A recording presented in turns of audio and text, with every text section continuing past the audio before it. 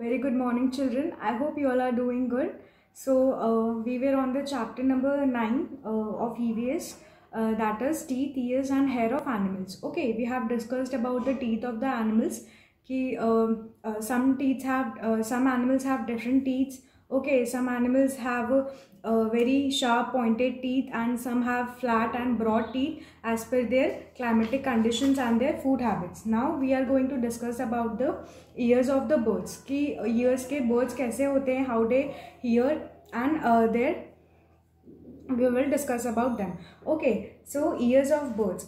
We were on the page number 58 of your book. Okay, it is the second last topic in your book. So let's just read it and we can understand it. Okay, birds do not have external visible ears like human beings. Okay, birds के जो ears रहते हैं, they do not have external and visible ears. जैसे हम लोगों के as we are human beings, so we have ears that are visible.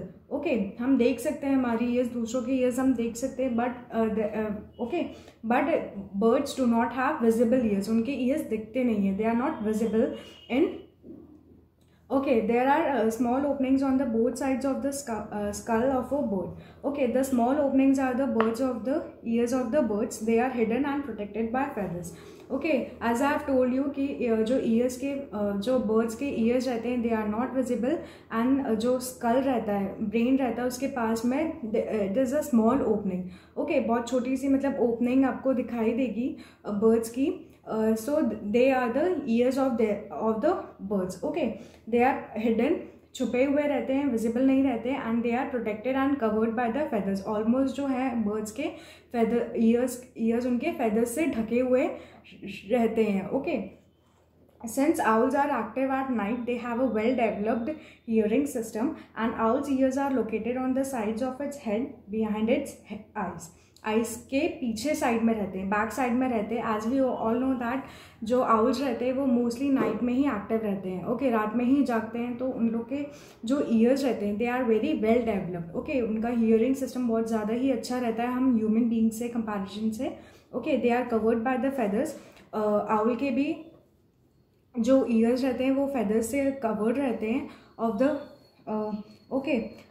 they are covered by the feathers of the facial disc. In most owls, one ear is higher than the other.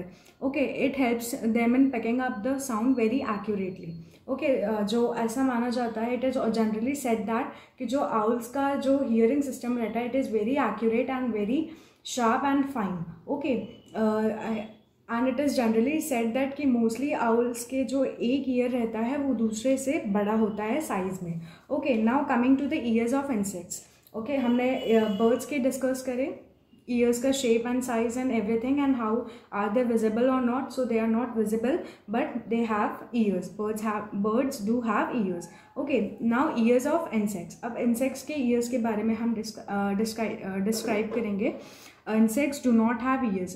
Mostly insects के ears नहीं होते हैं. Okay, sounds are just vibrations in the ear for them.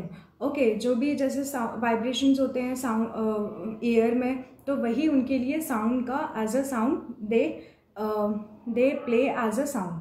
Okay, most insects pick up these vibrations in the air with the hair on their bodies. और जैसे कि insects के पास में ईयर्स नहीं होते हैं, तो जो भी उनके हेयरी बॉडीज़ पे जो हेयर रहते हैं उनकी हेल्प से वो वाइब्रेशंस जो हैं वो पिकअप करते हैं. दे could not hear the sound accurately which is going around them.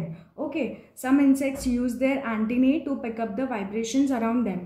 Okay, so कोई insects ऐसे होते हैं, some insects are like they pick up the sound through their hair on the bodies, and some pick up the sounds or the vibrations with the help of their antennae. जो यहाँ head पे दो straight सी lines और रहते हैं, they are vertical in shape. So वो उसकी help से वो साउंड जो है, वाइब्रेशंस जो है वो पिकअप करते हैं. Okay, so cicadas have their hearing organs in their stomachs. किसी इंसेक्ट्स का हियरिंग ऑर्गन्स जो है वो कहाँ पे रहता है?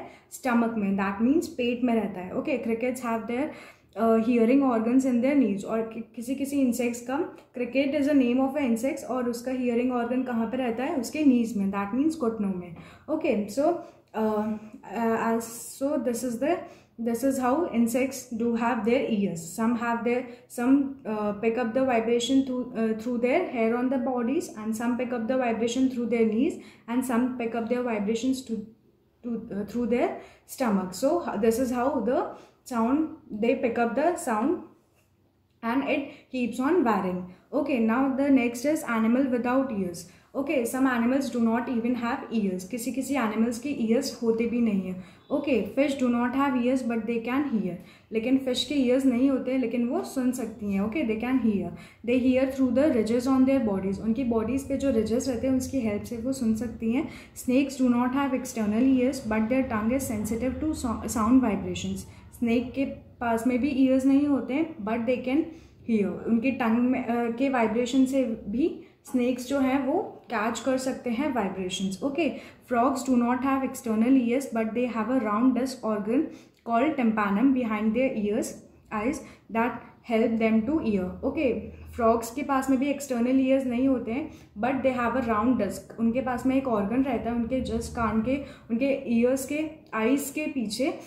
That is called tympanum. It is the name of an organ which lies behind the eyes of a frog and which helps them to hear. Now the next is animal hair. अब हम बात करेंगे animal hairs की कि वो कैसे रहते हैं, do they have, और उनके क्या functions रहते हैं animal hairs के. Okay, all mammals have hair covering their body. सभी mammals के पास में hair रहते हैं जो उनकी body को cover करते हैं. As we human beings also have hair on our bodies. Okay, so different animals have different kinds of hair on them. ठीक है, mammals के अलग होते हैं हेयर, insects के अलग hairs होते हैं उनकी bodies पे. So every animal has different kinds of hair on their body. Okay, for example, fur, whiskers and spines. Okay, so these are the examples of the type of the hair on their bodies. Okay, fur provides protection to the skins of animal. फर क्या provide करता है? फर, कुछ animals आपने देखा होगा बहुत ज़्यादा फरी होती है उनकी body. Okay, so these provide protection to the skin of animals. Okay, it keeps big animals like bears warm. आपने बियर्स की बॉडी पे भी बहुत सारे फरी हेयर्स देखे होंगे. सो उनकी बॉडी को वो प्रोटेक्ट करते हैं. They keep them warm. Okay, whiskers help animals like cats to sense things around them. Whiskers जो होते हैं, whiskers help animals like cats. जैसे cats रहती है तो उनको वो what they help in, जो ears रहते, जो animals रहते हैं उनकी whiskers help animals, cats to sense things around them. उनके आसपास भी जो भी चीज़ें चल रही हैं उन्हें वो easily sense कर सकते हैं अपने hair की वजह से, which is there on their body. Okay, spines such as quills of the porcupine. As you can see in the picture on page number 59, it provides protection to them from their enemies. Porcupines की body पे भी बहुत बड़े बड़े से spines रहते हैं जो उन्हें help करते हैं, प्रोटेक्शन देते हैं. ओके, हेल्प करते हैं कि अगर एनिमी कोई अटैक कर रहा है उन पे, so that they can fight them with the help of their hairs on their body. Now on the next some few lines are there on page number 60. We'll go through that. Even mammals that swim underwater, जो mammals रहते हैं जैसे dolphins, whales, उनकी body पे भी बहुत ज़्यादा minute hairs रहते हैं, but hairs are there on their body. Okay, a bird's body is covered. हमें पता है कि birds की जो body रहती है वो किससे covered रहती है? feathers से almost. Okay, like hair in mammals, feathers helps to maintain birds body temperature, और बर्ड्स की जो बॉडी टेम्परेचर मेंटेन करने में भी हेल्प करता है उनके hairs. Okay, fish and reptiles have scales on their bodies, और फिश और रैप्टाइल्स की बॉडी पे भी स्कल्स होते हैं which protect their body and keep their body temperature warm और sustainable. Okay, so this is all for this chapter. We have completed teeth, hair and ears of the animals. In this chapter we have discussed about every animal, whether it is pet animal, wild animal, or what aquatic animal. Okay, and every animal have different kinds of feature according to their climatic conditions and food habits. Okay, so this much for today. Thank you, children.